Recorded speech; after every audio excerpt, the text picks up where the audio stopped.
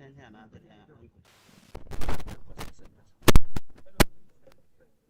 we please take our seats so that we start the program?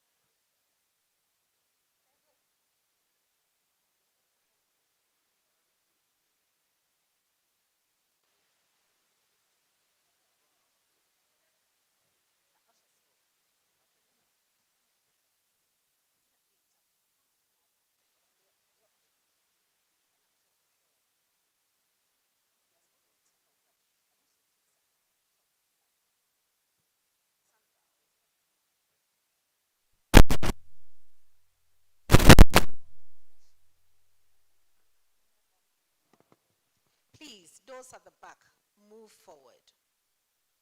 Those sitting at the back, please move forward. And then come and fill the empty spaces in front. Students, please, I'm talking to you. Please, those at the back, move forward.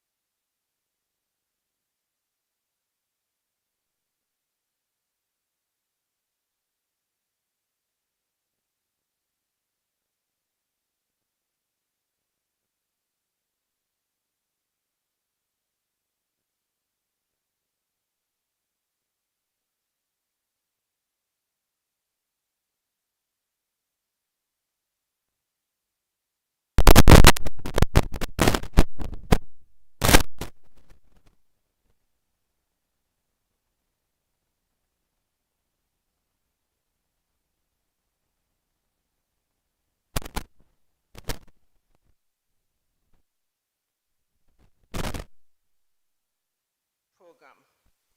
As we kickstart the program, on the Catholic chaplain, Reverend Father Dr.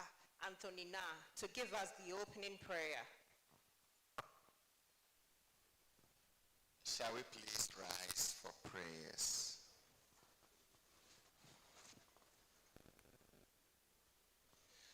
Our help is in the name of the Lord who made heaven and earth. Almighty and ever-living God, we are so much grateful to you for the gift of our lives. We thank you for this day. We thank you for the gift of our dear university. We thank you for the College of Engineering. And we thank you for gathering us to have this public lecture in this Kumaple auditorium today. We thank you for the leadership, management staff and students of this university, and especially of the College of Engineering, for our existence, for the graces that you have granted upon us, protecting us, guiding us, and keeping us safe in sound and mind and body till this day. It is our prayer that you continue to grant us the graces, the blessings that we need, that in our academic pursuit, we will continue to enjoy your protection, your favors upon our lives. We thank you for the safe arrival for all our guests, in a very special way for our guest speaker. We thank you for making it possible for us to have this public lecture under the theme, Application of Nuclear Technology for Development. For all the graces you have endowed our guest speaker, for the impact upon humanity, for all his studies, research, and learning, we say we are ever grateful to you. We commit him to you, that today you will use him to treat us to thought-provoking reflection today. We also thank you for all our stakeholders, our sponsors, friends, developing partners, and all who contribute to support KNUST to become great and strong. Even as we desire to move from excellence to eminence, it is our prayer that you grant us the favors and the blessings that we need. Lord, we commit this public lecture into your watchful care. Send your Holy Spirit to bless us with a fruitful, successful, and inspiring lecture. May our joy be complete in you. We make all these prayers through Christ our Lord. Amen. Thank you. As we proceed, our distinguished guests, members of the university community, ladies and gentlemen, it is my honor and privilege to introduce the chairperson for today's public lecture, who happens to be the Vice Chancellor of Kwame Nkrumah University of Science and Technology, in the person of Professor Mrs. Rita Akosia-Dixon.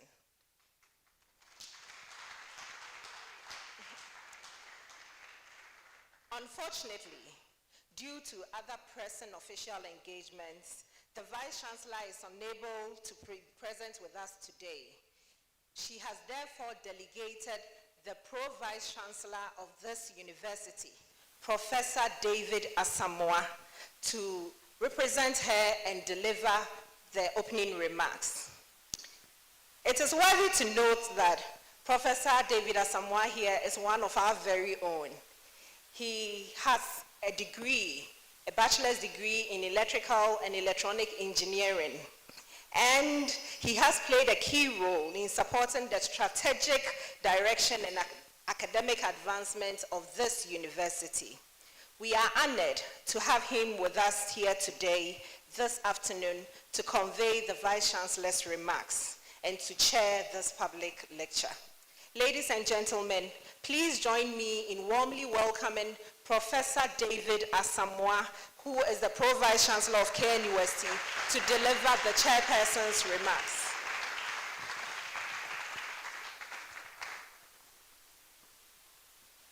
You're welcome, sir.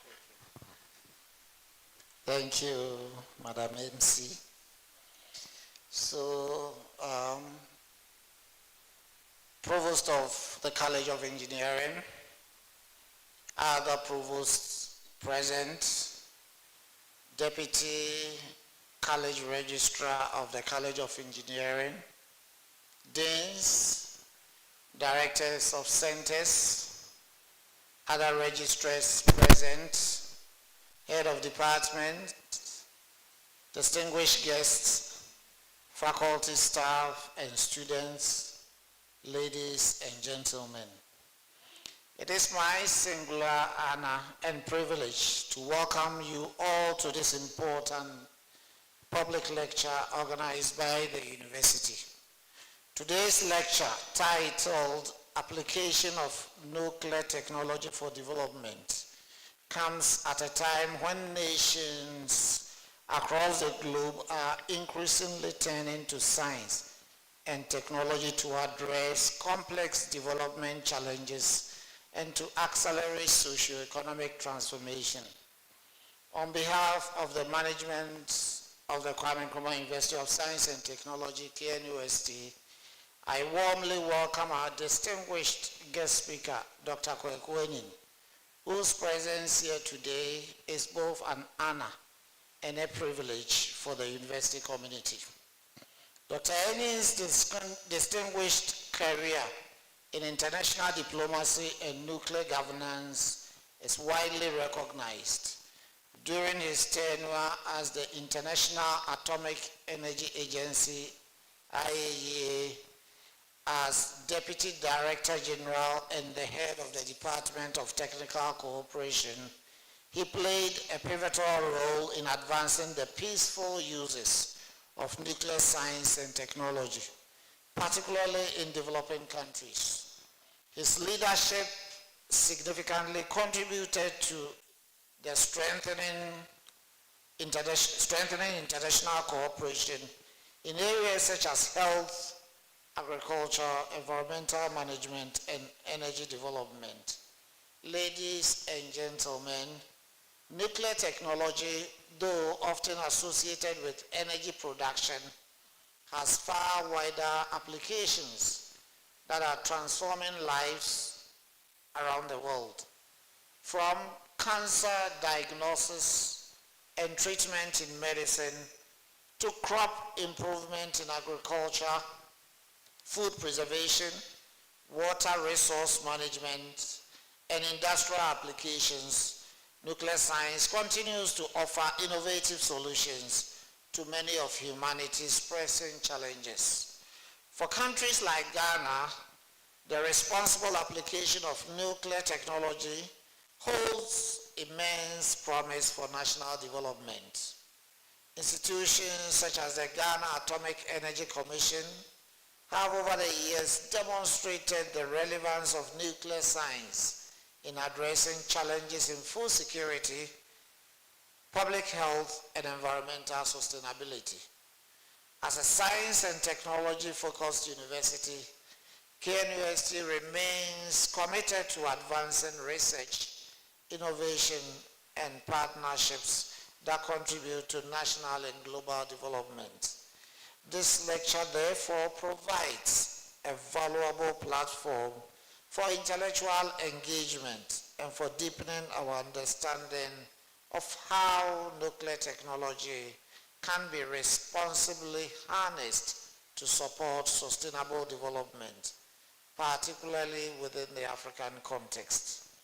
I encourage all participants, especially our students and young researchers, to take full advantage of this opportunity to learn from one of the world's leading voices in nuclear diplomacy and international development cooperation.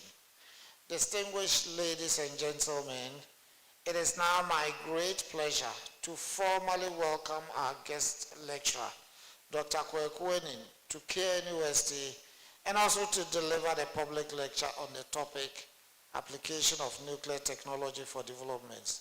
Please join me in giving him a warm KNUST welcome. Thank you.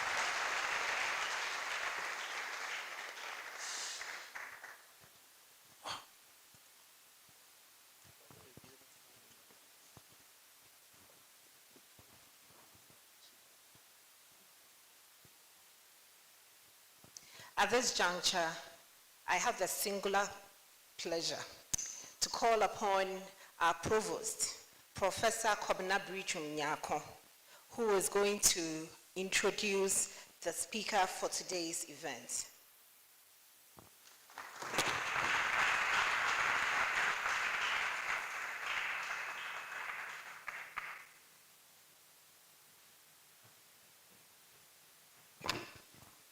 Thank you, Judith. Let's give it to Judith. And a big one to my boss, the Pro Vice Chancellor. Pro Vice Chancellor, with your permission, I want to stand on the protocols that you've beautifully established. And my task, thank you for agreeing, and my task here is to introduce our speaker, Dr. Kwaku Aning. I think, what is 58 plus 4? 62 years ago, Dr. Kwaku Aning, then a young man, secured admission to then University of Science and Technology, now Kwame University of Science and Technology, into a mechanical engineering program. And he graduated that 58 years ago with a first class. Doc, first class. Yes, first class.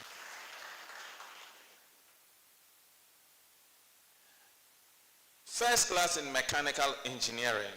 And I remember the last time he was here, he came with some of his exam questions.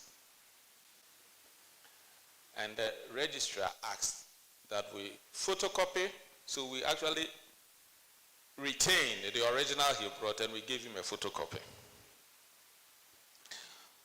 Prior to that, he was in Accra Academy for his O-levels and in Fansepim for his A-levels. How many of Fansepim alumni are in this room? Show by hand. Oh, only 3 or 4. I'm sure when I mention my school, a lot of hands will go up. So he completed mechanical engineering in 1968, mechanical engineering, and continued in Princeton University for masters in solid state physics. And then continued with a PhD in metallurgical engineering from Columbia University and completed in 1976 in New York. He's worked in the UN system, so he's a Ghanaian diplomat, international civil servant, and a technologist with 58 years experience. Hey, I thought the young ones would clap to it. 58 years experience is right. So he's worked as a former Deputy Director General of the International Atomic Energy Agency from 2010 to 2015. Prior to that appointment, he served as Director and Secretary of the Board of Governors and the General Conference of the IAEA 2000 to 2009. And he happens to be the first African to hold these posts at the IAEA.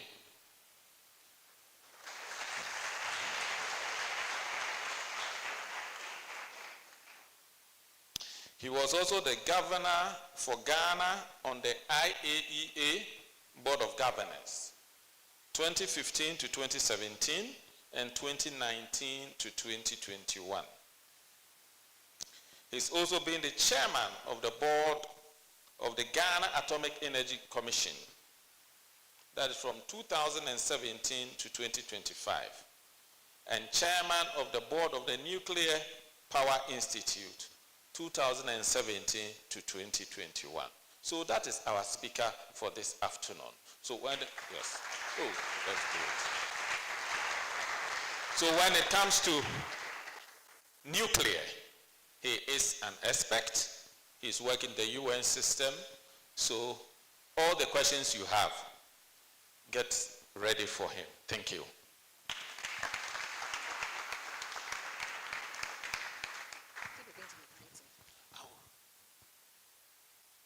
Then, help me welcome our guest speaker, Dr. Kwaku Aning, to the podium.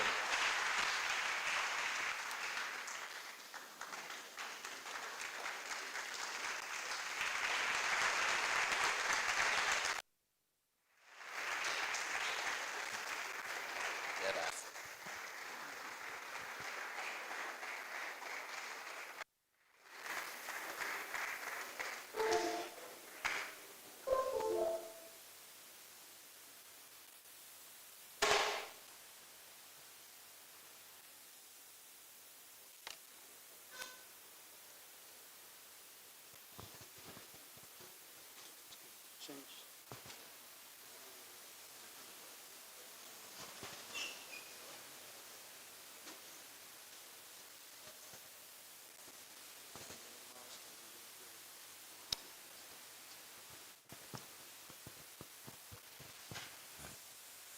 This is an overwhelming honor.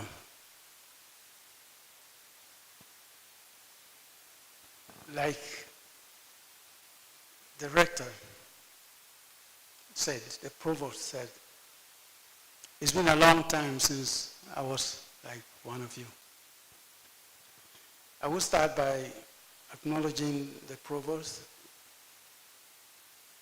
the pro-vice chancellor, heads of department. Since I don't know everybody, I would just say that all protocol observed. I don't intend to miss anybody, except that I have not been on the campus for 58 years, so you should understand that.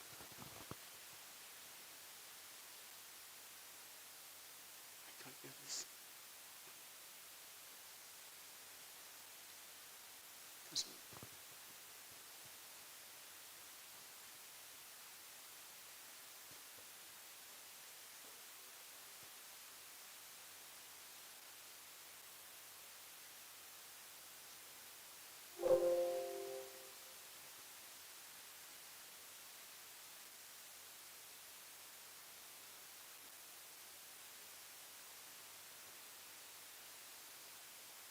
It's really an honor to have this opportunity to meet all of you today.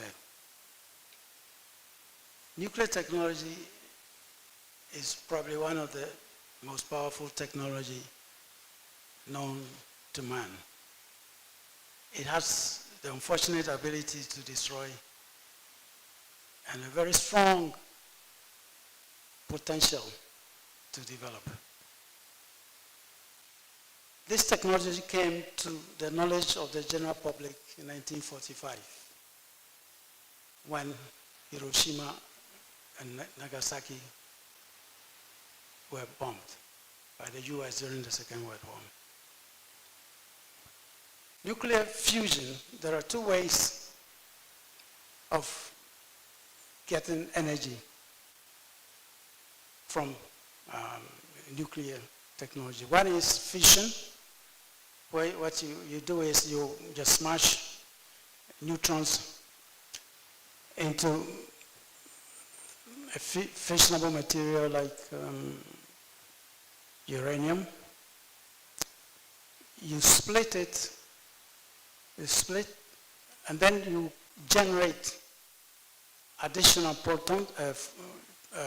neutrons that also hit other materials, the fissionable materials in the containment area, and you release a whole lot of energy, and that energy is then captured to be used for either producing electricity or whatever else that is there.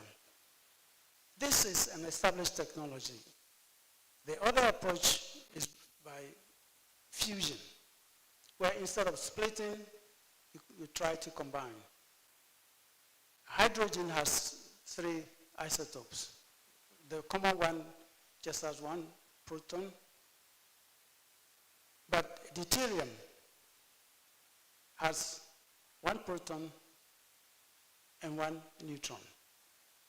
In the fusion technology, you smash the two together, and in so doing, you get helium-3, and you release a whole lot of energy and a neutron-free particle.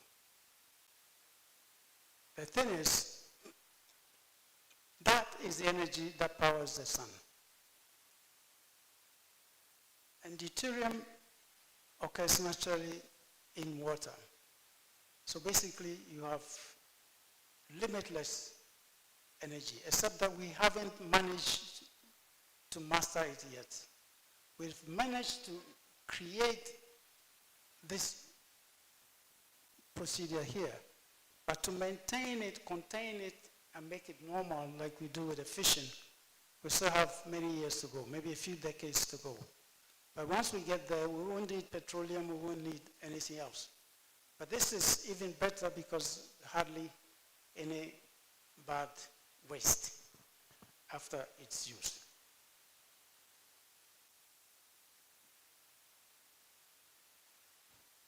In 1953, after the Second World War, President Eisenhower addressed the UN General Assembly.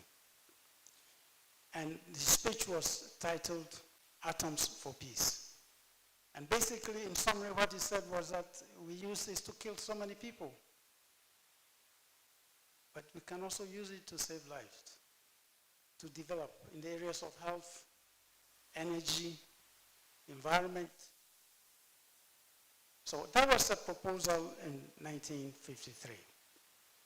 And in 1956, the International Atomic Energy Agency was founded.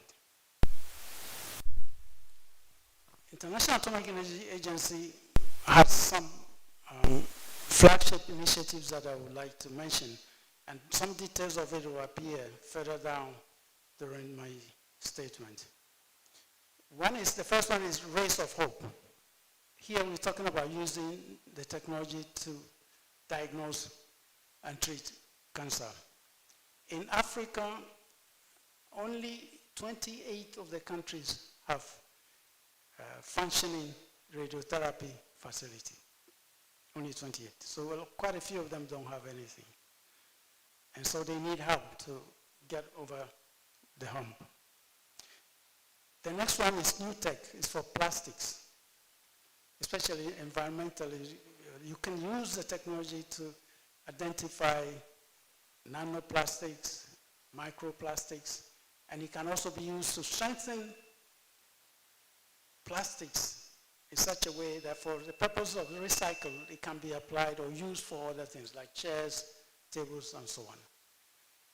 So new tech is, I think, another initiative that, knowing the pollution that plastic is causing, we're trying to help member states deal with it. Zodiac, the next one, deals with zoonotic diseases. Zoonotic diseases are diseases that can be passed on from animals to us, like HIV/AIDS, Ebola. We're trying to build the defense at the national level, so we are not surprised, like our recent encounter with COVID.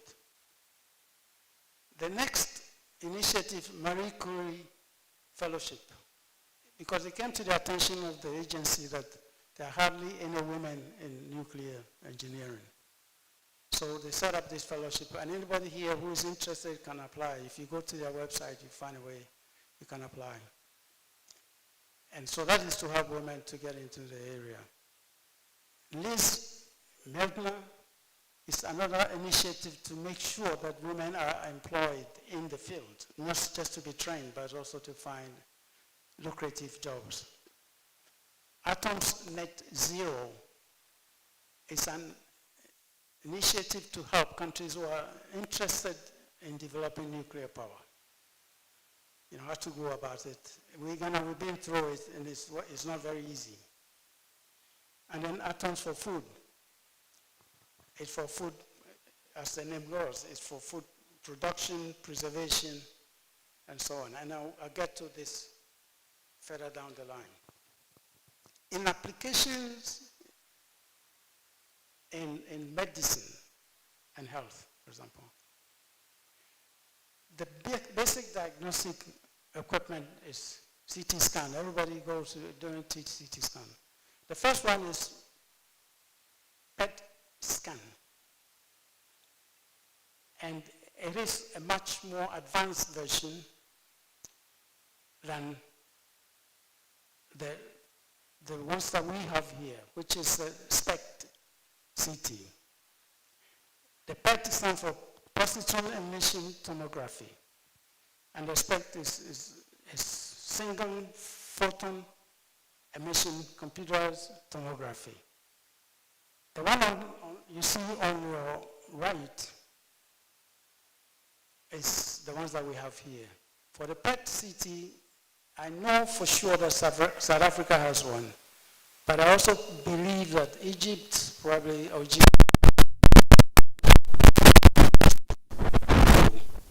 what complexity does it gives you a three-dimensional image of the tumor in color.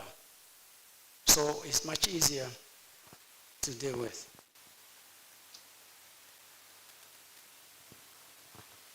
Now, radiotherapy, you hear a lot about it. And the image at the top is somebody being, it looks like he has something on the head and it's being addressed. You can use X-ray, gamma rays from like cobalt-60, or particles, including electron beam. In Ghana, we have 2 electron beam machines, one in Kumasi and one in Accra. And then we have a cobalt-60 machine, 2 of them also, one in Kumasi and one in Accra. There were plans to get others to the north, to the west, and also to the whole area. But that is work in progress. The top picture you see there is therapy, which means use the beam, the radiation beam to treat the tumor. After the medical physicists have determined the pathway to the tumor, the operator then, you see he's wearing something. I'm a cancer survivor, so I know. It's a plastic mold that ties you down. Because the treatment is just not one shot. You may have to do 10, 15, 16.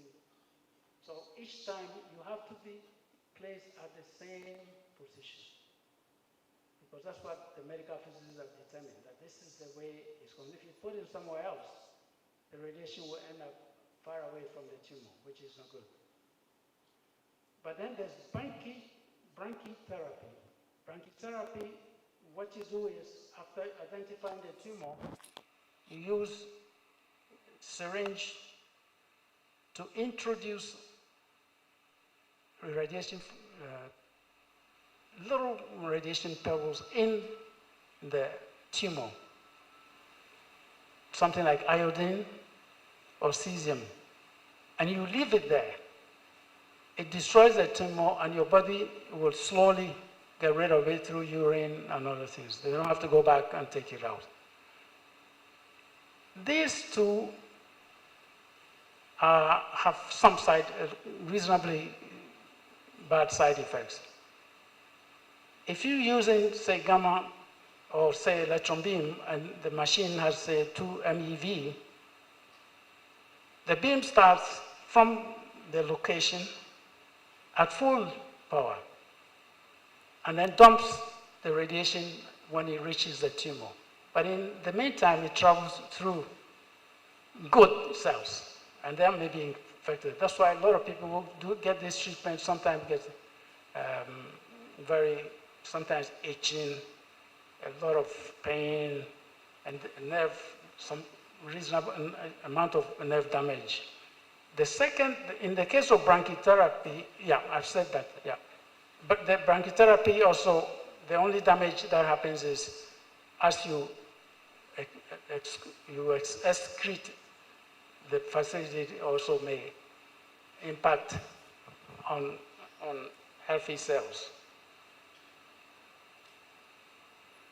This is also another radiation therapy machine. It's called boron therapy. You use heavier particles, and unlike the electron beam, this one starts off at a low energy, and when it gets to the tumor, it goes up and dumps the radiation on it. So it is a lot safer, and it's very expensive. And I think, as far as I know, probably only South Africa has one on the continent.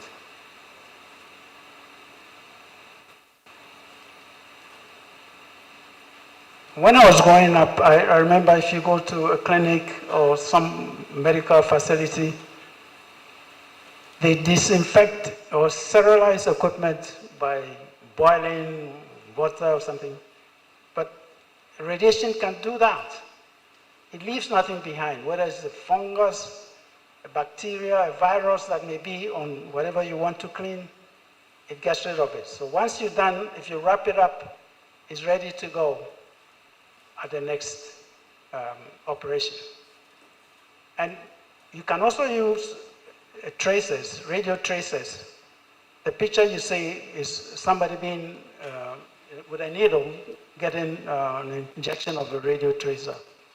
And what it does is, since it's radioactive, as it goes through the body, you trace where the radiation is going, and it will identify tumors or any, even in the case of heart diseases, where you have a blockage or some kind of inflammation in the heart. So again, in the health sector, we have this very important applications. Now, in application in agriculture and food security, the IAEA has a very well-established lab that covers several hectares of land in Austria, about 1 hour's drive from Vienna. And we have labs there, and we actually do research.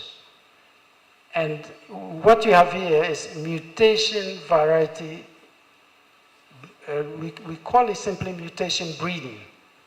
And what you do is you have a problem, or you want to improve a seed or something that you are planting. You take the seed or take a cut, something that you can plant, or a tissue from that, and you expose them to radiation. And then you plant them, and then you look for specific attributes, depending on what you're looking for. You can improve yield.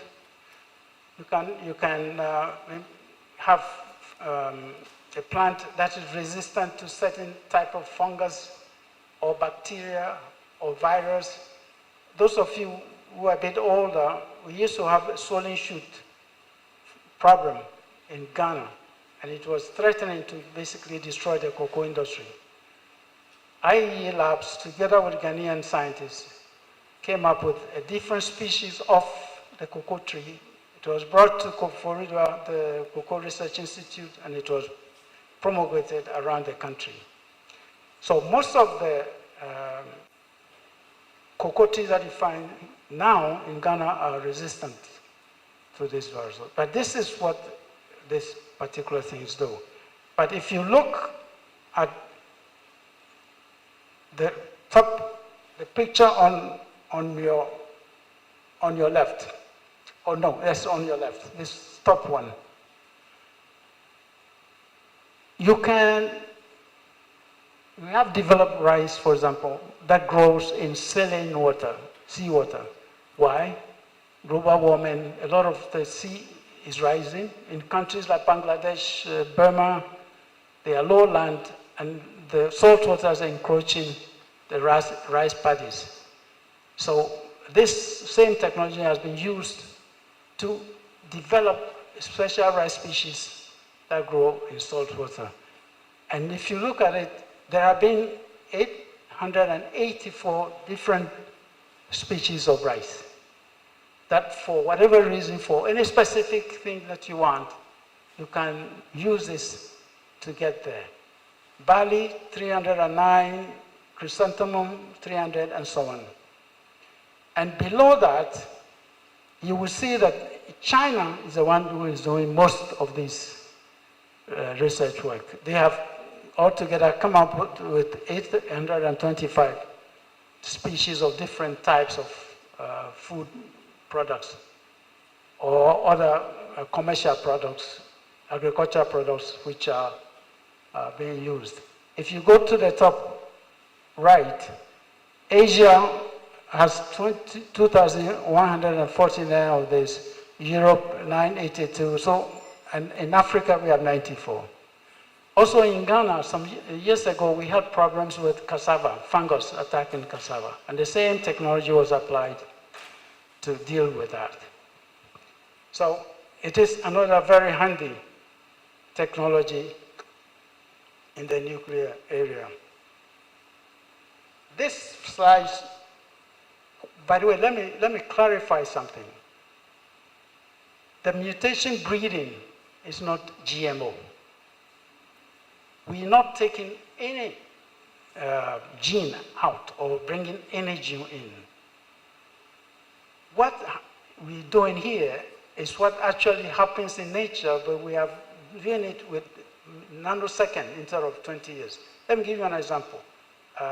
Mosquito pathogen, after some years, quinine didn't work anymore. It naturally developed resistance to it. So what we are doing here is using the gene to develop a certain trait, but we are not changing the basic structure.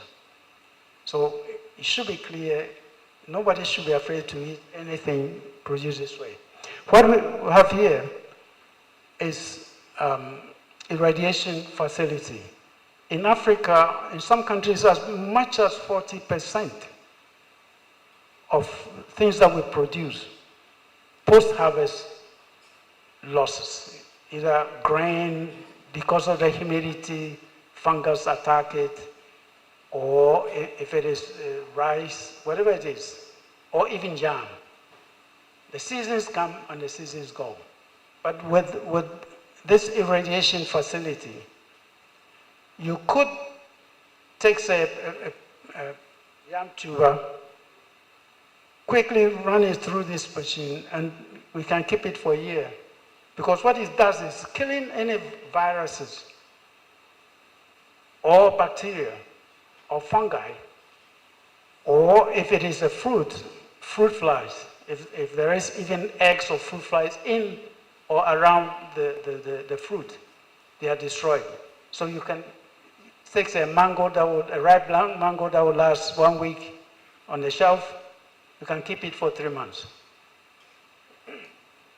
So that is also another application in agriculture. You see, they have packaged these things and you put it on a conveyor belt and it runs through the system and you pick it up at the other end and you are done.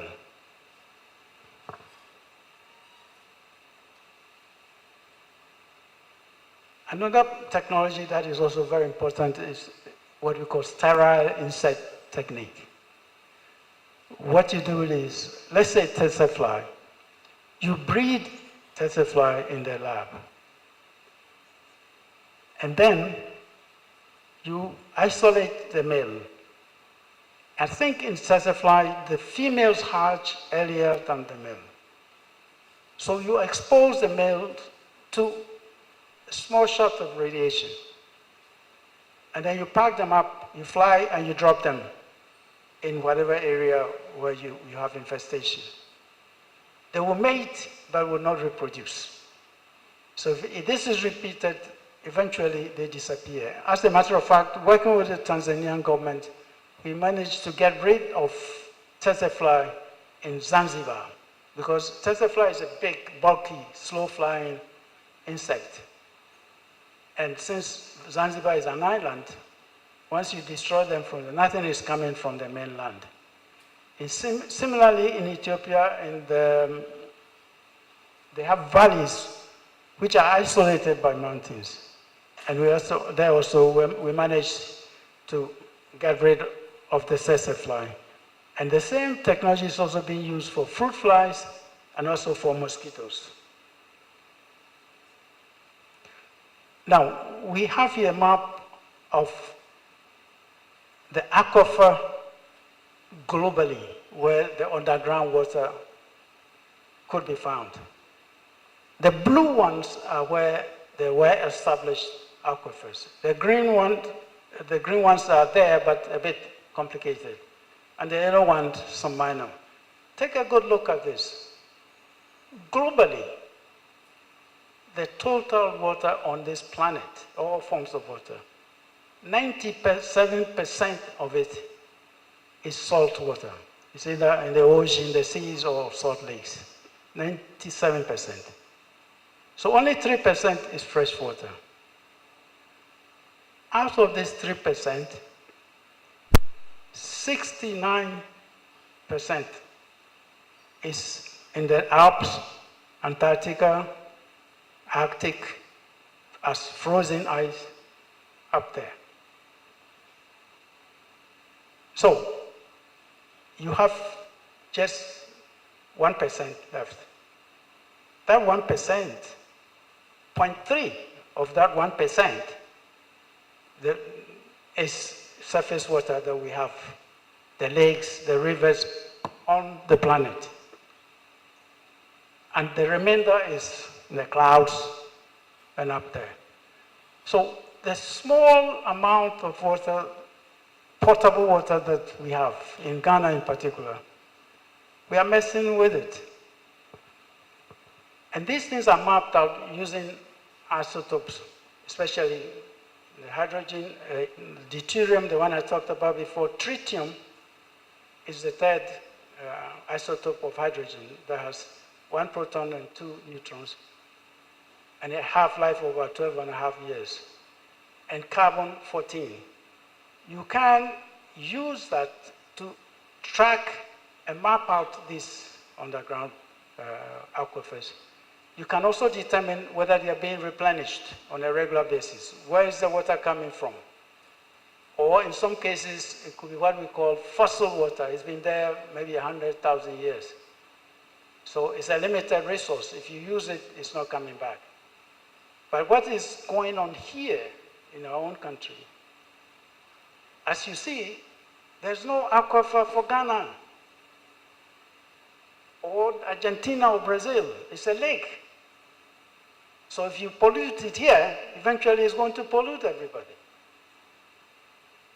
So we are using weed killers, and then we have the galamsey, or some of it will be ending up down there. And don't forget, 3%, 69% of the 3% is down there. So that's our real source of water going forward. So we can't afford to ruin this.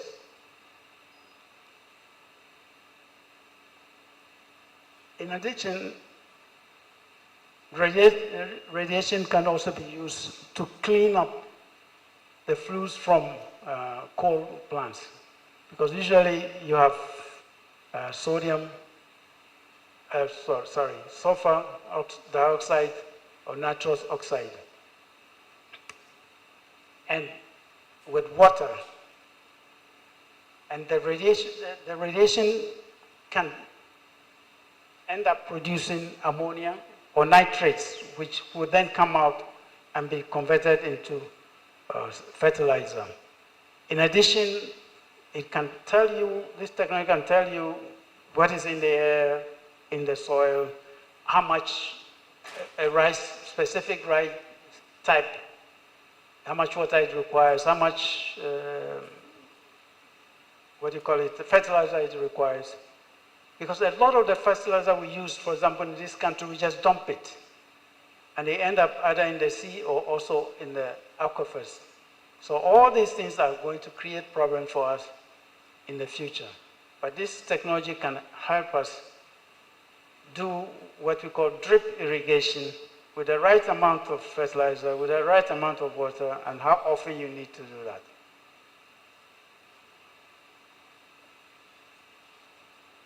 In industry, one of the key things is non-destructive testing.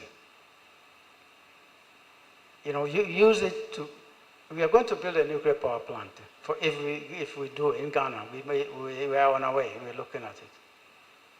If we have an input locally, all the things, the well that you have to do, it has to be at least ISO standards. And this technology can tell you how good a well is. For maintenance of aircrafts, they can look at the fins on the jet engine, look at it to see if some of them are fatigued, if it is cracked. If it fails in flight, you are in trouble. So it helps them change it. If you go to, say, Ghana Gas, they have myriad of pipes. And if you introduce a tracer at one point, you can follow it all around the pipe to see if there are any leaks, because it's being registered. And that's the radiation is being registered on a monitor. And if there's a leak, you can detect it and fix it. Because if you have a big leak in a gas treatment facility, it's a recipe for disaster. So there are all this, and also your normal tire that you use, they are all irradiated because it toughens the tires, so it doesn't wear so quickly. So the applications are extremely broad and very wide.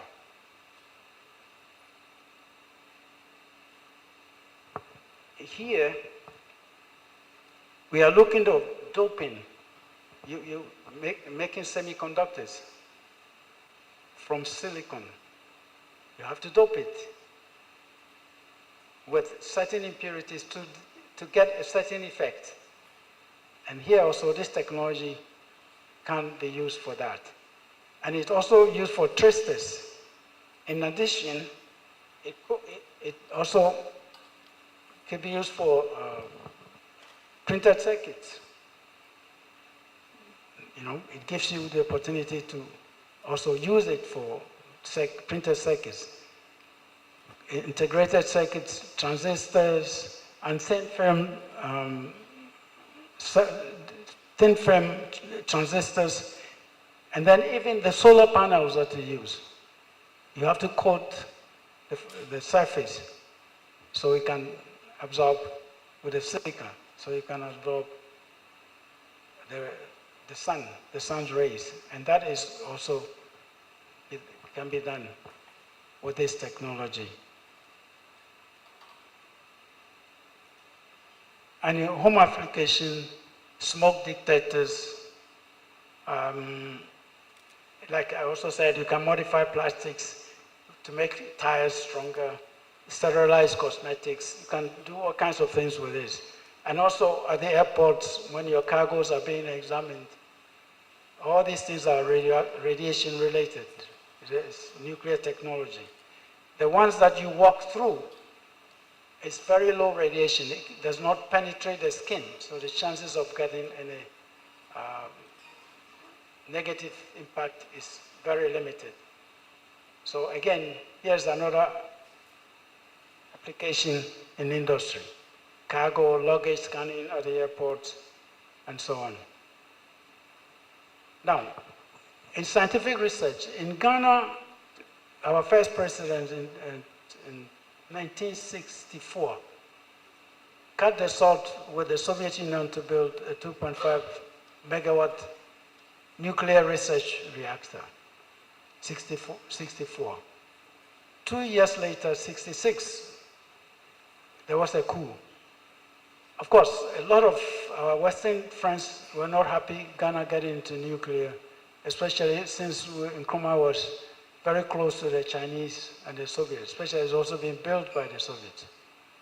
So after the coup, a professor, a Nobel Physics Prize winner called Professor Cockcroft, Cambridge University, I guess was loaned by the British to come and take a look, to give the government an idea what to do with the nuclear program. And his conclusion was that Ghana, at that time, the Volta River was just about to be connected for use, so you don't need energy going forward. At that time, Ghana's population was maybe 8 to 10 million. And for a country, 20 years is nothing. So anyway, you know now where we are, we got doomed up, because if we had followed Nkrumah's plans, probably we'll have a nuclear power plant. But the interesting thing about the plant, the research reactor that we got, is with the cooperation with the IEA and the Chinese government. We got a small reactor called MNSL, miniature nuclear,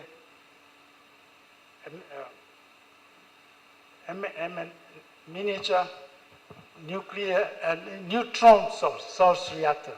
Sorry, not nuclear, neutron source reactor. It's rather small, and there are only 5 countries that use this: Ghana, Nigeria, Syria,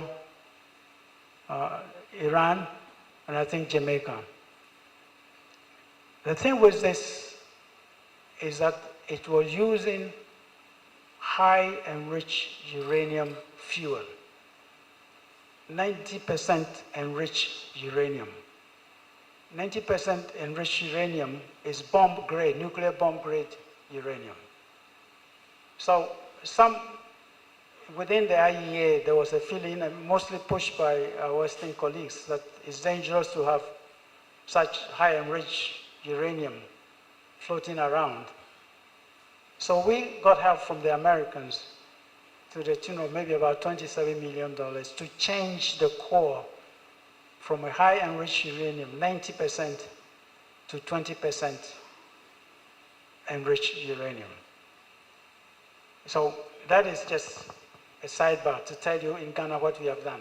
But since 1994, we have run this research reactor. We have not had an accident or an incident.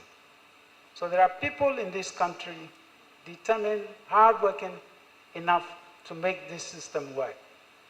Don't believe anybody who tells you, oh, Ghana people, if you give them nuclear plant, it's going to blow up. No, it isn't. We have people here who can do this.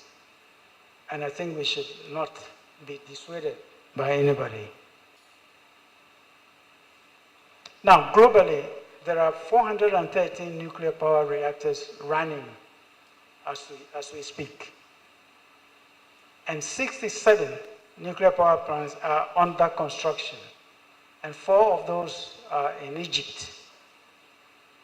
And so far, since the nuclear power plant came into application, 220 facilities have been shut down. After the Fukushima nuclear accident, Germany, Switzerland, and a few other countries decided to get out of the nuclear energy game altogether. So they closed down their reactors. But some of these reactors that have been closed down are also due to be closed down because they had run their course. See, altogether, since inception, the application of nuclear power, we have had 20,600 reactor hours. So it is practically carbon dioxide free at the point of production. No carbon dioxide. Now, just to give you explanations of the different types of, especially the production of base load electricity. Base load electricity is the amount of power, say, Kumasi requires in 24 hours, regardless of the elements, whether it's raining, sunny, windy, or not. That's base load. And the various technologies are nuclear, gas, oil, and coal. But the nuclear is very dense in terms of material use and the production of energy. If you are producing 1,000 megawatts of electric power per year, and you have a nuclear power plant, the fuel will be just 2 trucks, 26 tons of fuel will be needed for that. For the same power, liquid natural gas, you will require 1.1 metric tons as compared to 26 tons. And oil, petroleum, you will need 1.5 metric tons. And coal, 2.2 metric tons. If you look at the picture in the middle, and down here, you see uranium-235, 1 gram uranium produces the same electricity as 3 tons of coal or 2 tons of oil. And in the circular image, you have a 1-inch tall uranium fuel, and you need 1 ton equivalent of coal 120 gallons of oil or 17,000 cubic feet of natural gas to produce the same amount of energy.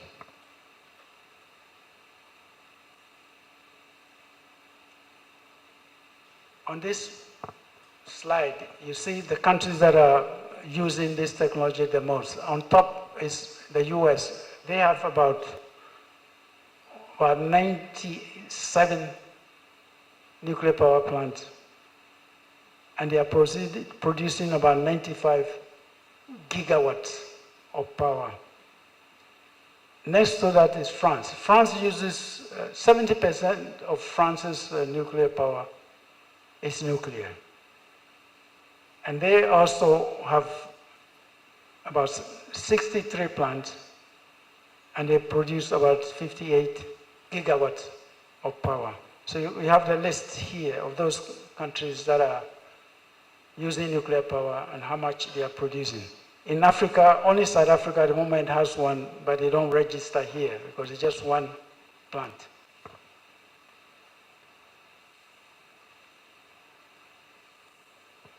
This shows you how nuclear power, application of nuclear power generation works.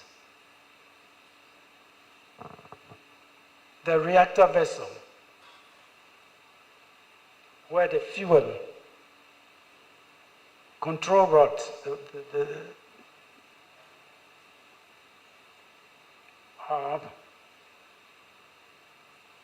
the energy is generated probably here, probably generated here,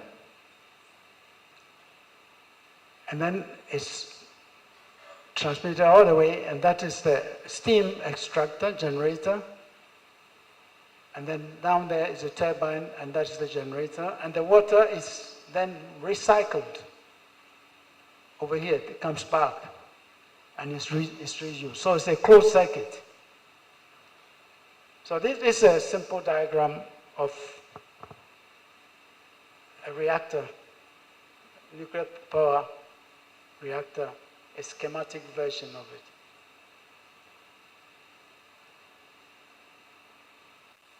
Now, recently we've been working on, let me go back. The first reactor was built by the Russians in 1950. After that, in the 60s, a lot of countries, the US and others, started building a lot of nuclear power plants. And those are big plants, large plants, at least 500 to 1,000 megawatts. But we are now in generation 3 of nuclear power technology. Generation 3 is safer because they have what we call passive cooling systems. Passive cooling, in terms of explanation, let's go to Fukushima. When the earthquake happened, the reactor shut down. If you shut down the reactor, you're not producing electricity, you're not cooling the system. So they have backup diesel pumps that took over the cooling system as it was. And then a few hours later, the 20-meter tsunami wave arrived and drowned the pumps. So there was nothing to cool the reactor, and that's why it exploded. The passive system uses things like gravity, convection, and other such scientifically neutral behavior of nature to cool it. But they also have the backup, like the pumps, if need be. But this does not require any human interaction. They are also using new fuel types, which is called MOX, mixed oxide. Mixed oxide because they have, anyway, but when you run a reactor, the waste that you get contains plutonium oxide. It's part of the waste that comes out. You can extract that plutonium oxide and add uranium oxide to it and use it again.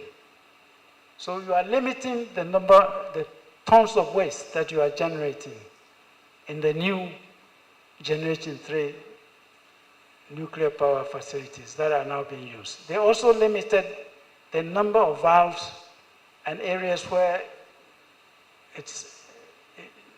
an accident is likely to happen. If you have a high pressured facility, the weakest points are where you have joints or you have valves. So if those are fewer, then you also kind of limit your chances of an accident. Now, here you can build a 1 megawatt reactor up to 20 megawatts to serve either a village or a small town. The small modular reactor, these are called micro reactors. The small modular reactor is run from 20 megawatts to about 300 megawatts. And then the big ones is usually near 1,000 megawatts. So these are the three types of nuclear power technology. Now, the small modular reactor and the little ones, they are almost manufactured in the factory and assembled at the site. A lot of pieces are manufactured. But for the big ones, they have to build from scratch at the site. So this reduces the time. The large reactor may take 10 years to build, but the small modular reactor maybe 3-4 years because you assemble it. And since it's small, it's also safer in the sense that basically because it is a small reactor. So 60 to 300 is small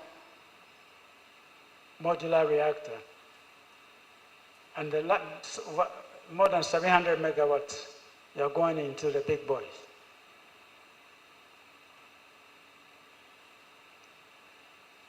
What you see on the left shows you the different levels of waste. Very small, low waste.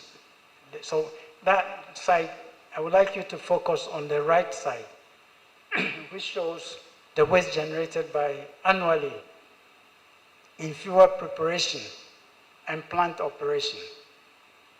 The first bar you see there is coal, and it's almost per gigawatt, per 1,000 megawatts of generation, the waste is almost 500,000 tons. Half of it is ash, the others are nitrous oxide,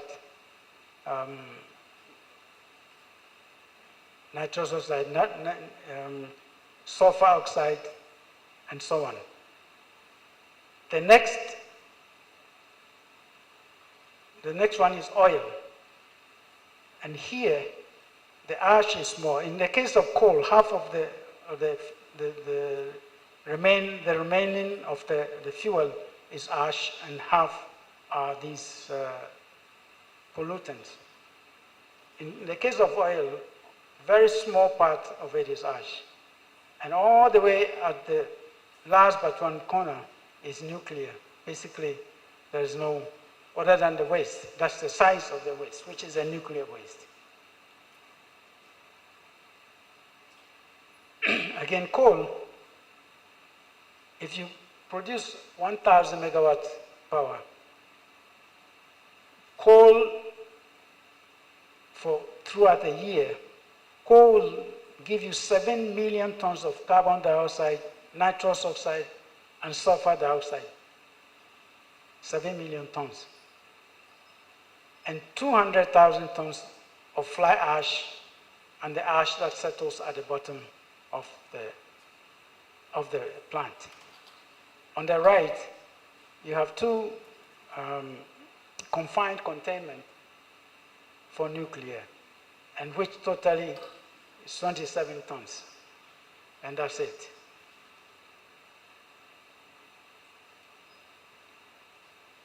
When you remove the spent fuel from the reactor, by the way, the reactors are refueled 12 to 24 months. So it works a long way before you need to put fuel in it. But coal, you have to be feeding the beast constantly.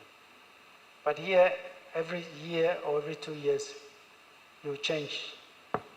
But even then, you don't change all the fuel bars. You sometimes take half of it, replace half, and then run it again for another year or 2 years, and then replace the other half.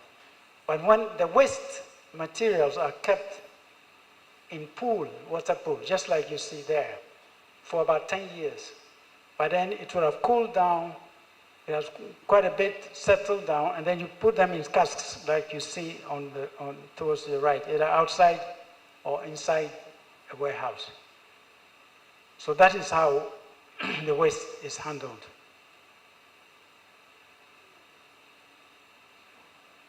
This picture shows you the structure of the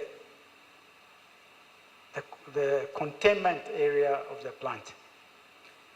The outer shell you see is dense concrete, at least 1 meter thick. And inside that is a steel shell that covers the inside. The whole idea is to make sure no radiation escapes from the containment area.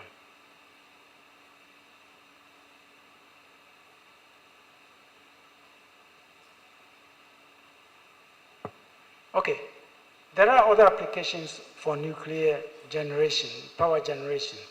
In some countries, they are using it as a heating. They use, and like in Siberia, for example, they build a nuclear power plant, maybe a small modular reactor, just to heat a whole city. It's also used to desalinate seawater. It can also be used to produce hydrogen, which is also another clean energy.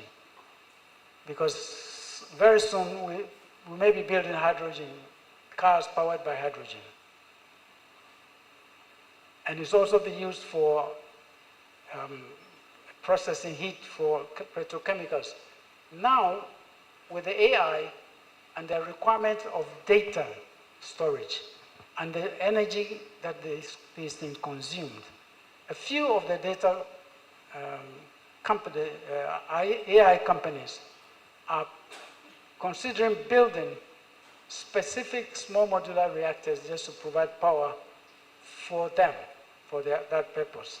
So that is another potential area for nuclear use. Not necessarily producing power, but not producing electricity for industry, but for other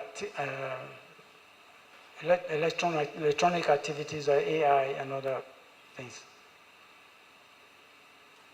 Now, the Ghana originally, our nuclear power program roadmap was in 2015, the parliament set up the regulatory authority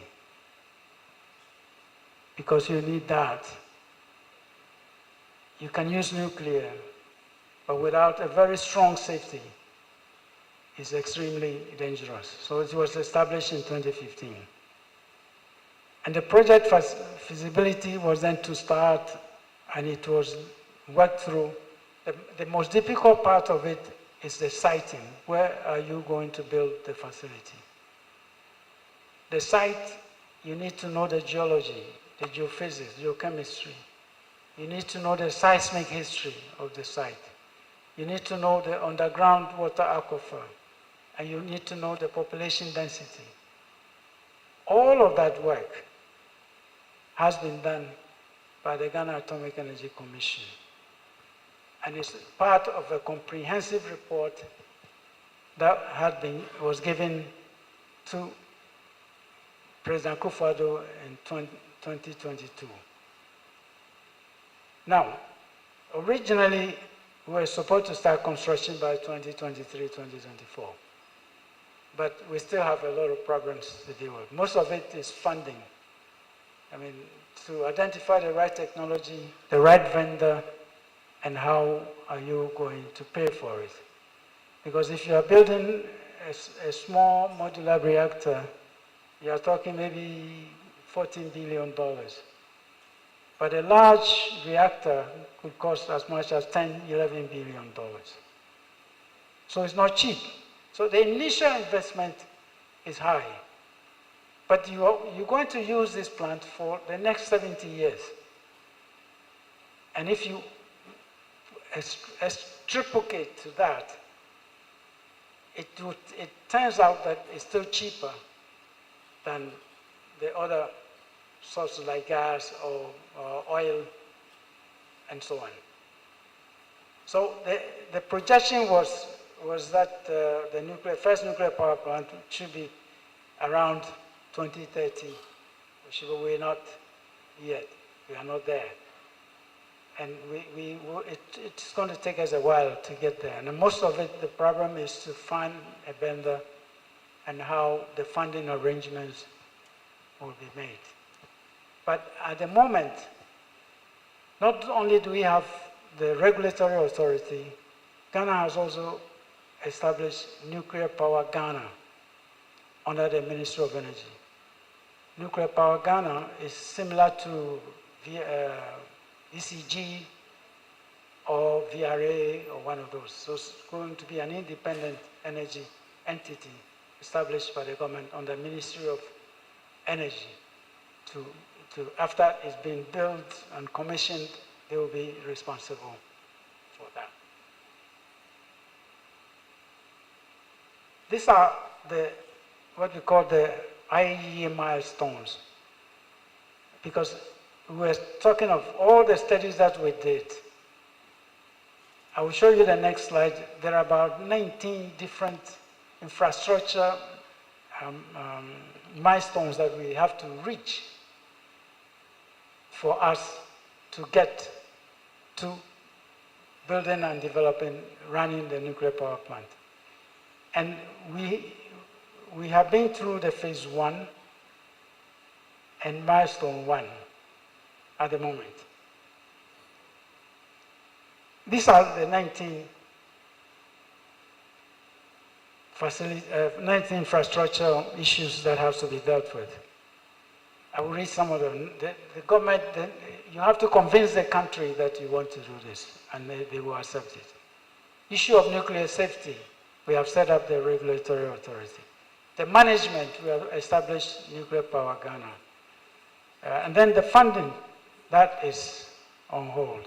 The legal framework, safeguards, these are safety issues, safeguard, nuclear security, radiation protection, and then we have set up GNPPO, Ghana Nuclear Power Program Organization.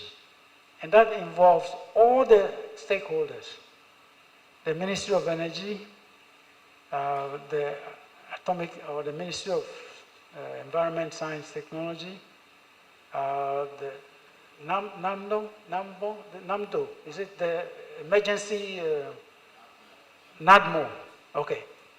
The military, the police, the medical, this is a group that will have to be on board, to be working together. Because if you have an accident, the police have to be involved. You may need the military because of security reasons. You may need even the military. You may need the medical people, absolutely. And so all of this organization has also been established. So we've gone through quite a few. On the technical side, we have done quite a bit of work. So, but we are not done yet. But what we did was, we have done with milestone 1. That is, we have done all the technical work. We are establishing these institutions that will help the facility run. And the report, the comprehensive report, the technical report, was submitted to President Akufo-Addo in July 2022. And I think the decision was taken to leave it to the next government because, this is a long-term project. It's not something you do in a few years. But it has been approved. The government has decided to build a power plant. Now, the next steps like I said, is the funding and the type of technology we are going to select. Okay. What we have also done is that we have signed framework agreement with the United States. The agreement establishes broad terms and principles governing the relationship between the two parties.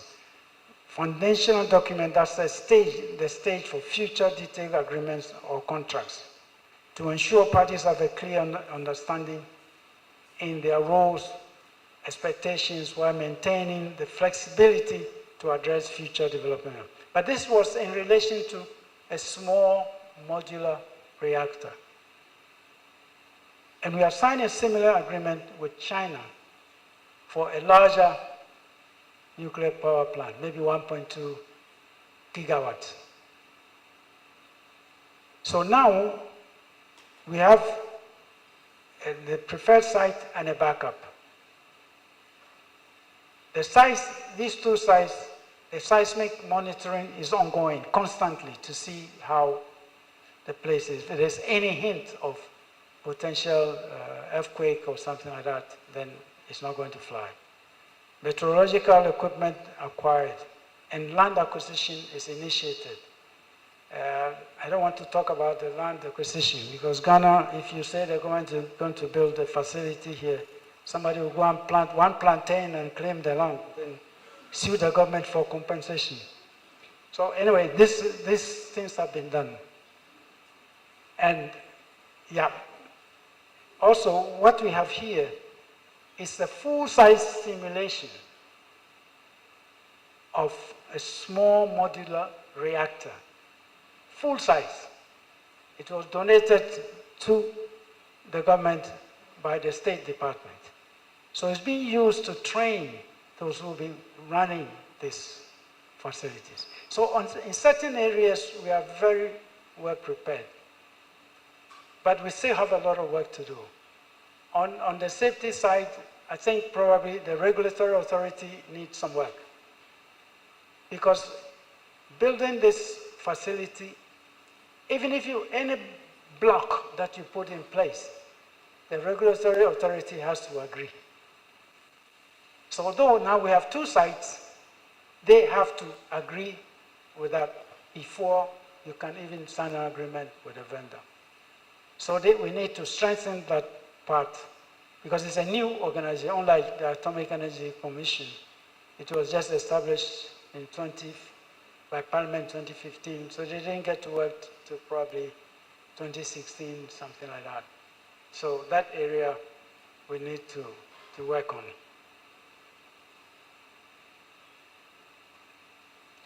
So just to recap what we have discussed here.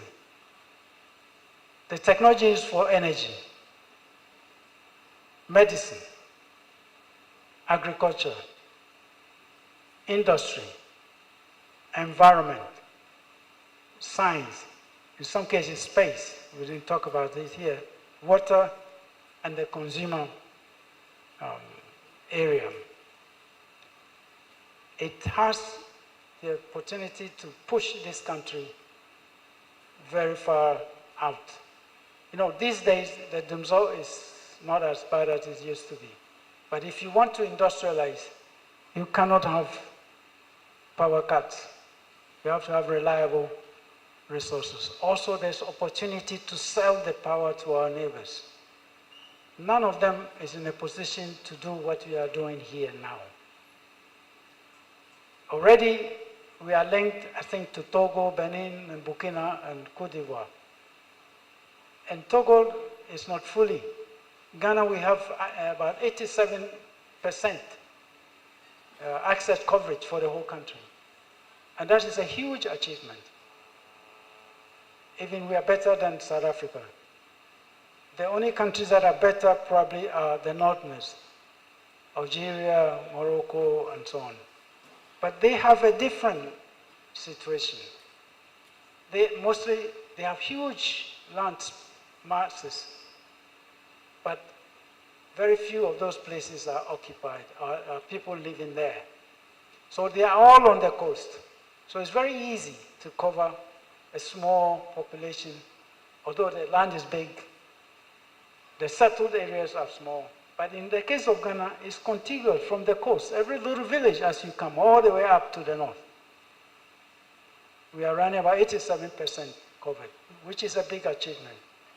But this, if we are able to build a reactor, it will push our industrialization program further ahead. We need to do this, and we are ready to do it. I've worked with my colleagues here since I came back home, and there are very committed people. Don't believe anybody if they tell you, okay, Ghana, we can't even face the gutter, but there are people who are really doing some important stuff. So, I want to conclude by saying, the atom is not just a source of power. It's a source of progress. Thank you very much.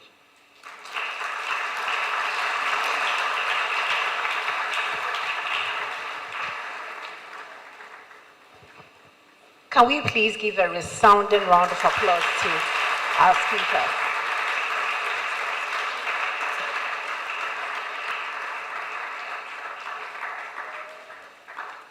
Thank you very much, sir, for allowing us to tap into your vast knowledge in nuclear technology and how it can be harnessed for development. Personally, I have been informed that nuclear technology can be channeled to develop our healthcare delivery services, energy and power generation, and the utilization of our natural resources. At this point, we have about 15 minutes to interact with our speaker. And so if anyone has a question for our speaker on the topic which has been discussed, please raise your hand while we have the ushers bring you the microphone.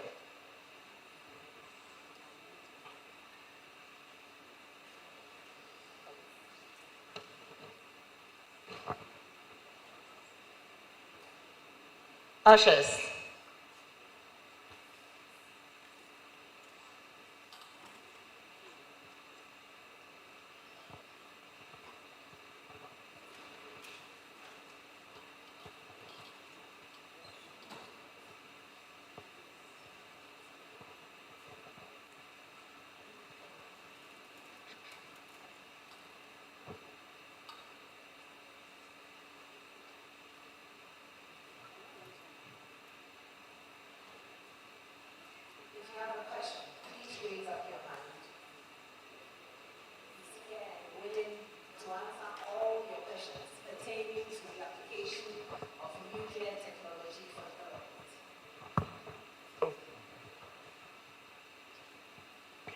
All right. Thank you very much, Dr. Aning, for that very wonderful presentation.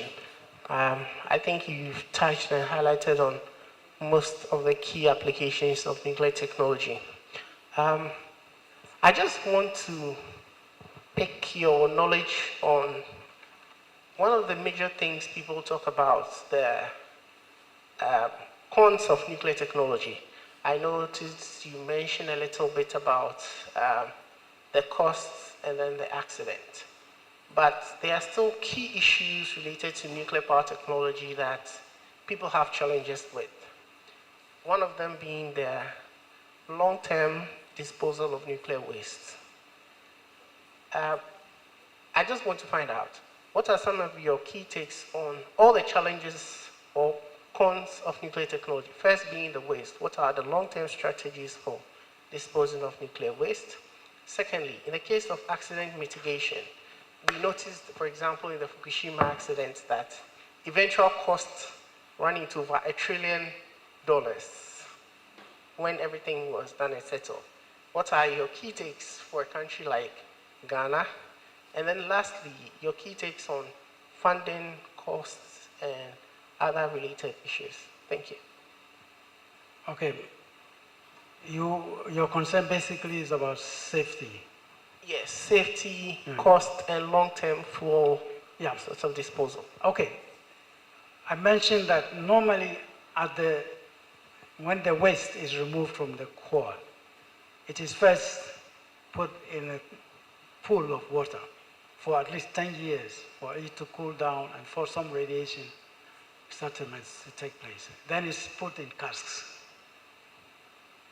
In the case of Ghana, we are working with a vendor. We have not yet signed any agreement with a vendor. The long-term storage of nuclear waste could be part of whatever arrangement the government will make in the future with who this vendor is. But also, technology is changing. Like I mentioned, part of the waste, the plutonium oxide, which is a byproduct of the fission reaction within the system, is now being reused. So the potential of some of these things, also some of the other byproducts being applied somewhere else, can also be a subject of further research work. But we can also agree with the vendors to retrieve the waste. Because the good reason why they may want to retrieve it is the following. If you have a waste, nuclear waste, heavy, you can chemically extract plutonium, which you can use to build a bomb. And nobody wants that kind of thing flying around all over the place. At the moment, the only country that has built a solid storage system for their waste is Finland. And I know the Swedes are also doing something. But the point is that the volumes are small. We are not talking about millions of tons of coal ash and what to do with it. I mean, somebody told me some time ago that since the inception of this technology, probably the waste that has been accumulated may fit this room. A good, basketball stadium. That is not, in terms of volume, it's not a lot of waste. In the US, they did find a place in near Las Vegas, in Arizona, no, not Arizona, Nevada. But at the end, the people said, not in my backyard, so it was never put there.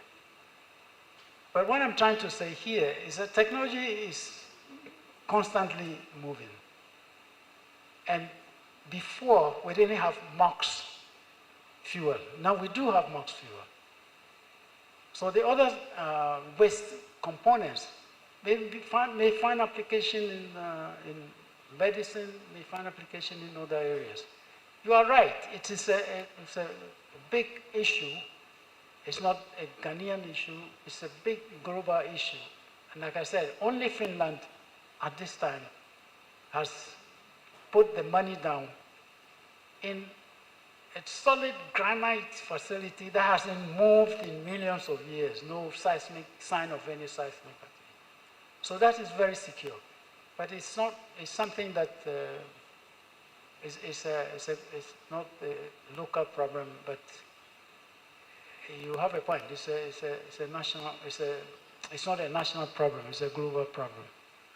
On the funding, you asked about the funding, right?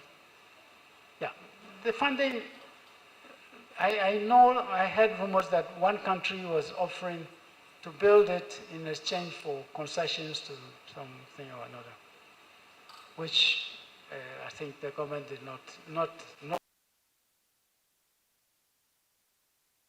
But it can't be done.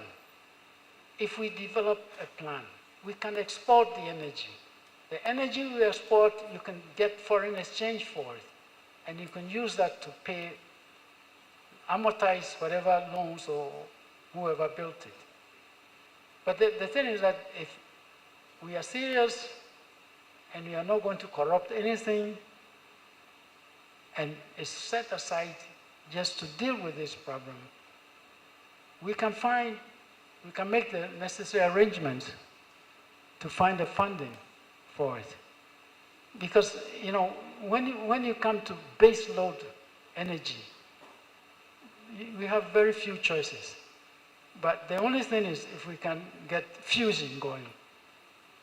If we can get fusion going, I think all these problems, most of these will not arise. So I agree that we have a problem, but Okay, just as a comment or a follow-up to what you just said, I think what most countries are employing now is the BOO, or what they call build, own, operate. Yeah. So I think a similar policy for Ghana could probably be a wiser way of approaching it in terms of funding. I think the government is looking at all. I remember last year, before the 2024 US election, there was the Deputy Assistant Secretary of State here, a friend of mine. So he was in the embassy, I talked to him. And I was trying to convince him to get one of these data companies to come and station a base, because there's none of this on the continent next to a facility like that. Those kinds of things can be used to pay off any debt that we have. But what you're saying, build, operate, and transfer, well, that's also the possibility. So it is now not a technology issue. It's political, it's economic. And for that, is the government in charge will have to come up with a formula, depending on who they are going to take. Selection of the technology and who is going to build it. But some arrangements can be made, I'm sure. But again, it's up to the politicians.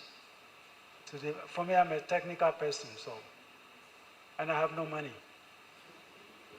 Okay, my last one, it's with regards to the safety and cost implications. Because, for example, I'm still here. Oh, sorry. I'm sorry. Yeah, sorry. So the last one is with regards to the safety and financial application. You've just shown that we are already running way behind sort of the our timeline. original Yes. plan. The original And plan, we've right. seen how these long-term sort of delays have impacted the cost of a lot of countries that have typical examples, the Finland, France, and how do we ensure that we don't get to experience some of these in our case? You mean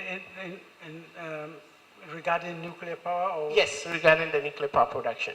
For example, let me give you an example. I just the Flamanville 3 project in France had to run back by another 10 years, and the project escalated from 5 billion to about 15 billion. Yeah.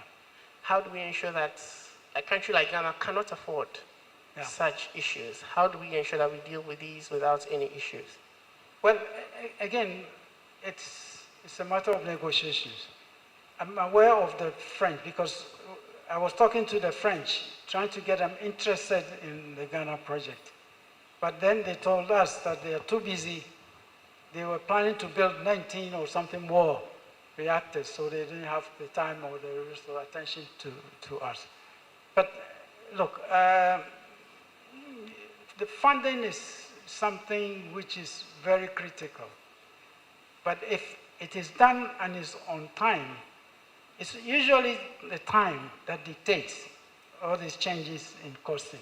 My personal view, and it's absolutely personal, is that we will go for a small modular reactor because our assessment of our network indicates that if we build like a 1.2 gigawatt reactor, we will have to upgrade our grid at a cost of about $800 million. So you start with, this, again, it's my personal view, and I'm not working for anybody, so I'm not linked to anything. But it's my personal view that we should not probably go for the big one, but get to something which will fit our existing system, so we can quickly recoup the cost of what we have done. And then, because these things are called modular reactors, because you put one here, 10 years from now, you can put one next to it. So you can build it that way. You can build a 1.2 gigawatt reactor by putting 400 megawatt reactor. So this is, to me, is a solution. But again, it's political and economics, and I'm not there. But you are right.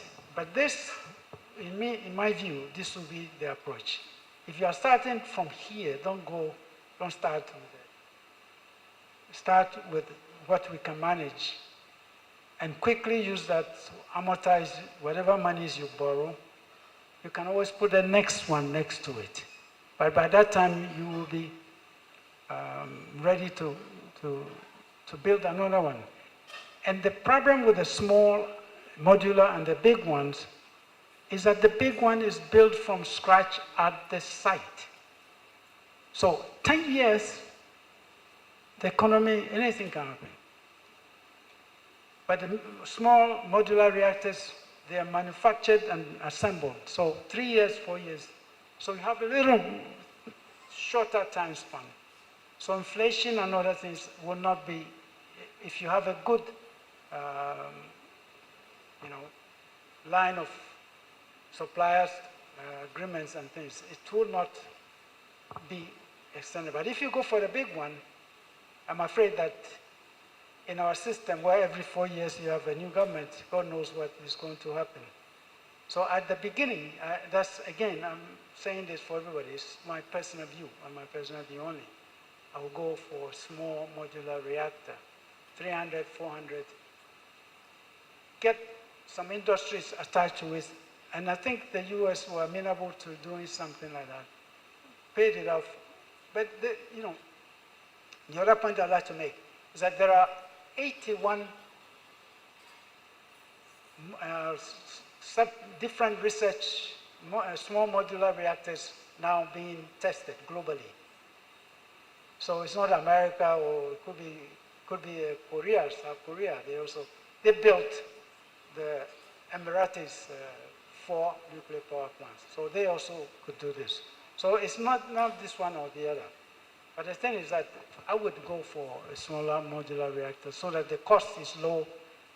You can quickly build it so that inflation, and you can even do it within one political cycle. If somebody gets a 2-term, they can finish it.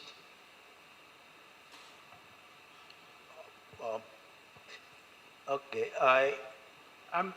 was I that clear so that people you understood everything? You have no questions? Or the technology is too high, or what is it? There are lots of things to discuss about this technology. So please, whatever you have, no question is stupid. Please. Yeah. You don't understand, ask. You'll hear from me, whatever it is. Sorry. Yeah, it's okay. I know I've listened to some of the colleagues at Atomic Energy Commission who are very anxious to have a nuclear plant. Yeah. I'm aware of that, and my initial concern against that is our approach to handling things. I'm always saying that we are very, we want to say, well, in other words, during the control, in the control room, it requires some culture. Which means that you need to be very sure of what you are doing because of the risks involved. And so I was telling my friends at Ghana Atomic Energy that maybe we are not there yet because of that culture of, you just put it there, let's wait and see, and so on and so forth. But that's by the way. But rather, the other thing I want to say is that if you listen to the world economics and so on, technical aspects and so on and so forth. One of the things I've been hearing is that the data centers require energy that is... I mentioned it. Okay. The data centers. And therefore, if we in Ghana, we are thinking of joining that club, there's a need for us to have sufficient energy. And therefore, one of the ways to get to that would be nuclear power. Again, listening to what is going on around the world, your gas deposits can be bombed, and so on and so forth. So, but nuclear power may not. I mean, what I mean is that if you have a conflict or so, you can have your oil and whatever it is, and that, for example, now I'm hearing the oil price is going up, 120 and so on and so forth. So the nuclear energy seems to be one of the choices that you need to make. I think that is one. Now, what I'm going to say is just so, the next thing I want to say is social. I want to know the age profile of those who are handling this now, the age profile. Age profile. Age profile, Yeah. yeah. I mean, are you talking about Atomic Energy Commission or? I mean, the atomic energy, those who are interested in having the discussions now with the Atomic Energy Commission and so on and so forth, those who are going to handle the plants and so on and so forth. I'm interested in knowing the age profile. Why? Because you and I, we are coming from a different age where we normally will say, oh, let's do this for the sake of the country, right? But the new generation is not like that. The new generation is, look, I want to drive my four-wheel drive as early as possible. I want to have my car as early as possible. I want to get rich as early as possible. And therefore, they may not be, I'm only saying so, they may not be interested in long term, getting this and so on and so forth. That is, maybe they may not be involved in your discussions as to how to get this done.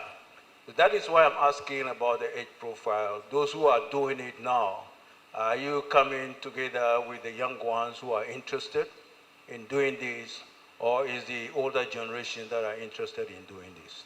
Thank you.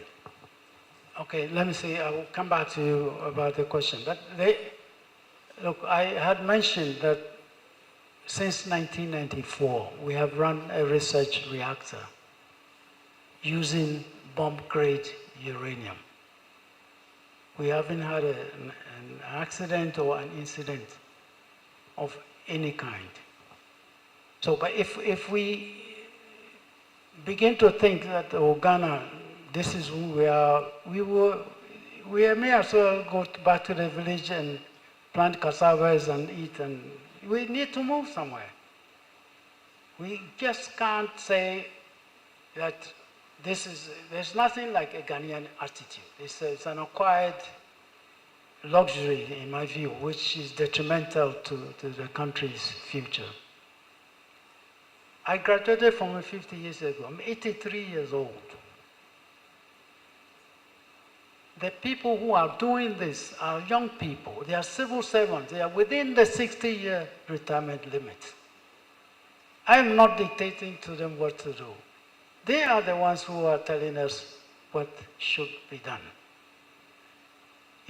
Because after all, they are the ones who are going to, if we haven't done so with this situation now, with what is happening in the Middle East,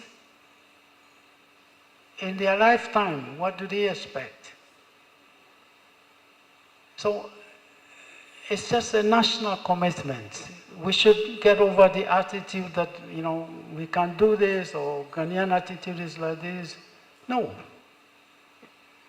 It's something we can't afford. It's a luxury we can't afford. Somehow, somebody has to say, this is what we have to do. And if you're better to do it, I'm okay with it. Could you remind me, what was the other question, please? Briefly, give me a hint what you, just, I kind of, I didn't get you what you said, the last sentence or so. I said, have I explained what you asked, or is there something else missing? No, I agree with all that you have said. Yeah. Because there's a need to move on. Yes. There's a need to move on. But the question is, are the others ready to move on with us? That's what I'm asking. Yes. If they are ready to move on with us, that is okay. We need to move on. We need to, and that comes from, in other words, as you're saying, what is the government or what is the state? I don't want to talk about government.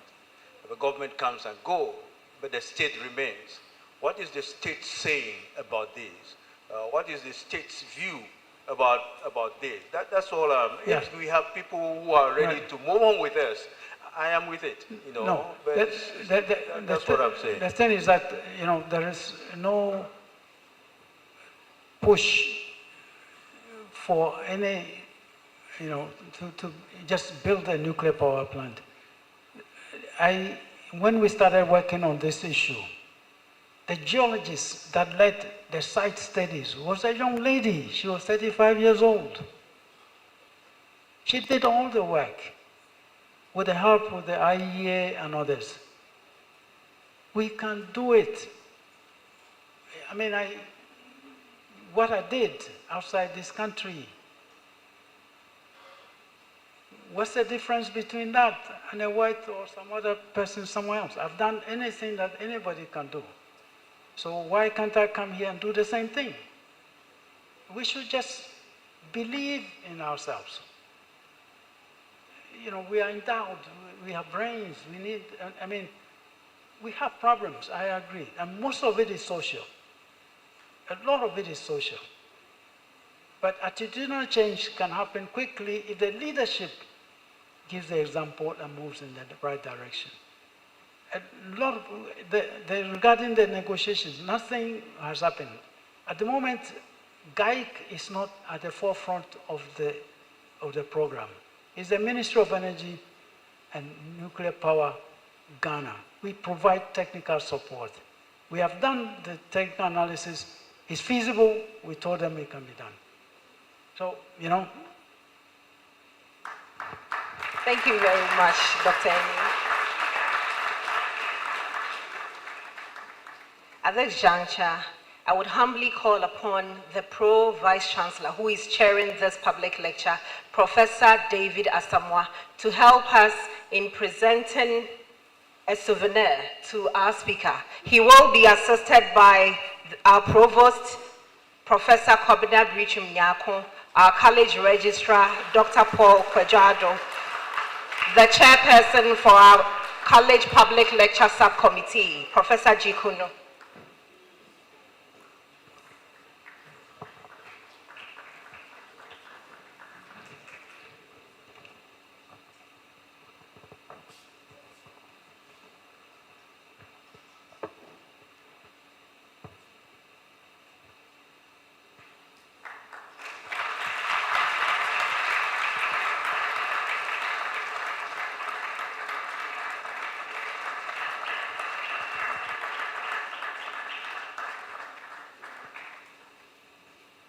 As we are about to draw the curtain on our program for today, our chair for today's event would give us a short closing remark.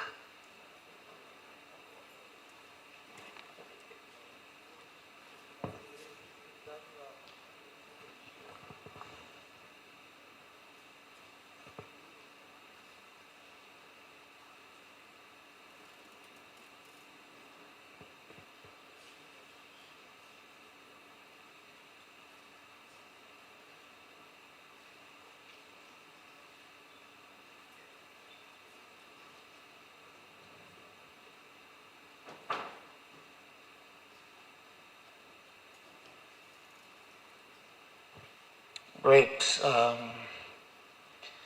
So I will briefly go through the key points of our of the message that we received from our distinguished speaker.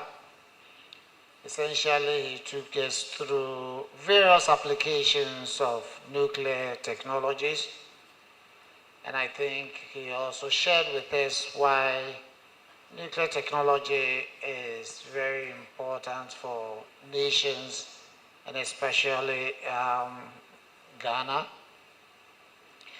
Then he also shared with us where Ghana stands as far as nuclear technology implementation is concerned. He actually shared with us the work in progress and the 19 issues that are being addressed. In fact, he went on to say that the main challenge about the nuclear power technology implementation is funding when it comes to Ghana. Then he also made a point that nuclear power has a significant role for nations to achieve the sustainable development goals, and therefore he concluded that the atom is not just the source of power, but it is a source of progress. And in fact, I was even, we are an educational institution. We are at the forefront of developing human resources for our nation and for the world. So I picked the conversation up with the provost concerning where we are as far as coming up with a program for nuclear technology. And my information is that we are we are doing something, because currently his interaction with the Ministry of Energy and Green Transition, they are also thinking seriously about the implementation of such a system, and therefore it is very important that we become proactive as an educational institution. We don't have to wait for the nation to come to a point where we have started something and we do not have the human resources available to manage it. So I think it is a good initiative that the college has taken up to start a program in that direction. I believe we have government support to go in that direction. And with that, I want to thank our distinguished speaker, Dr. Aning, an alum of this university, great university. He has come to share it, and look at it. Let's give it up to him. At 83, if he can share this, and I believe that he will be more than happy when sitting in the age of or era of technology. He can sit comfortably in his room in the house and be sharing a lot of ideas, lectures with our young ones. So I think he needs to be congratulated, and we want to tell him that even as we move in that direction of setting up a program to educate our students, we would definitely remember him to come and share what he has with us. On that note, I want to thank the organizers of this public lecture for the work that you've put into it in organizing it, and we thank the provost and all the leadership for the good work done. Thank you very much.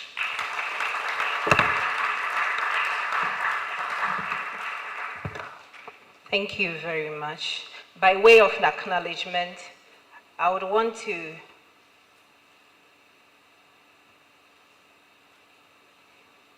show appreciation to our Pro-Vice Chancellor for honoring us with his presence. We also want to show appreciation to our Provost, Professor Kobina Brichum Nyako, our College Registrar, Dr. Paul Ado, our college librarian, Mr. Taylor. We also have a rep from the Ministry of Energy and Green Transition. Thank you very much, sir. Thank you. We have in our midst the Catholic chaplain, Reverend Father Dr. Anthony Na. We also have the Dean of Mechanical and Chemical Engineering, Professor Kemaso. Thank you so much, sir. We have the Faculty Registrar for the Faculty of Civil and Geoengineering, Mr. Emmanuel J. Thank you. We also have here in our midst the School Secretary for Nursing, Ms. Sanita Oseibedu. Thank you very much, Madam. And also, we had in our midst, but he had to be excused, Professor Addison from the College of Science, Physics Department, and his colleagues. Hello, sir. Thank you very much. Professor Addison is a nuclear physicist at KNUST.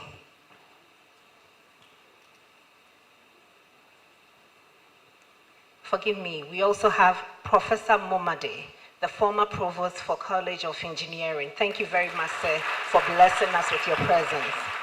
And to all staff of the College of Engineering, thank you so much for being present here. It's an honor to have you. And to our students, thank you so much for making this program a success. Without you, we couldn't have filled the spaces here, and you wouldn't have gotten the knowledge you have acquired today. Thank you all so much. God bless you. Before we take the closing prayer, please be informed that we'll have a few photo moments with the speaker. So please don't leave after the closing prayer. On this, I'll call the Catholic chaplain, Reverend Father Dr. Anthony Na, to give us the closing prayer.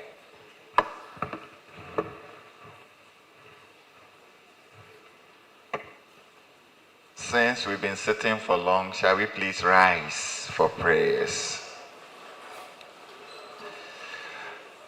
Our help is in the name of the Lord who made heaven and earth. Almighty and ever-living God, you have been our help in the ages past, our hope for the years to come, our shelter even in stormy winds. We thank you for a successful and inspiring public lecture in which we all have been enriched on the need of the application of nuclear technology for development. As KNUST, as College of Engineering, we thank you for all that you continue to use us to accomplish in the life of humanity, especially in the provision of quality education to young adults for themselves, their families, our nation, and the entire world. It is our prayer that you continue to grant us the graces that we need as we journey from excellence to eminence. We may have all that it takes to continue to provide and to form young minds for our dear nation. We are also grateful to you for the life, the intelligence, the wisdom, and the experience of our guest speaker, Dr. Aning. We thank you for the many years of hard work, dedication, research, and service to humanity. And we are grateful to you, especially for the exchange of knowledge and wisdom. Help us all to continue to reflect, to promote the need of this nuclear for our own development and growth. For all our stakeholders, sponsors, developing partners, friends of this noble institution and our dear college, we thank you for their contributions towards us. We pray that we will have more of such partners to support our visions, our dream, and in helping us. For the planning committee, organizers, and everyone you use to make this public lecture a success, may you continue to replenish them in their energies. For all of us who have also enjoyed this day, we commit ourselves to you. Keep all of us safe under your sacred wings. May we enjoy the protection therein. As we depart from here, carry us on eagle wings to our destination safely and sound. May we, our families, friends, and loved ones be blessed and be kept in your name. We make all these prayers through Christ our Lord. Amen. Thank you very much, Father. So please, we'll take a few photos with the speaker. First is the university management and other dignitaries. Mike.